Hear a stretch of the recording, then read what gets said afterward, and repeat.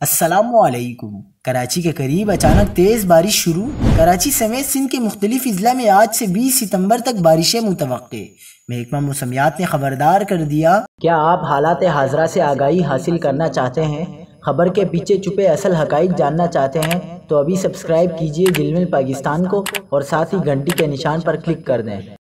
آپ کو بتاتے چلیں کہ سندھ میں مونسون سسٹم کی زبردست انٹری۔ سندھ میں میرپور خاص اور ترپارکر موٹر وے M9 سمیت مختلف مقامات پر بارش ہوئی۔ کراچی میں آج شام یا رات سے بارش کا سلسلہ شروع ہونے کی پیشن گوئی۔ بارش سے قبل آندھی اور گرج چمک کا بھی امکان ہے۔ محکمہ موسمیات نے آج کراچی میں بارش کی پیشگوئی کرتے ہوئے کہا ہے کہ بادل آج شام سے شہر کا رخ کر لیں گے، جس کے بعد شام اور رات تک گرج چمک اور آندھی کے ساتھ بارش کا امکان ہے۔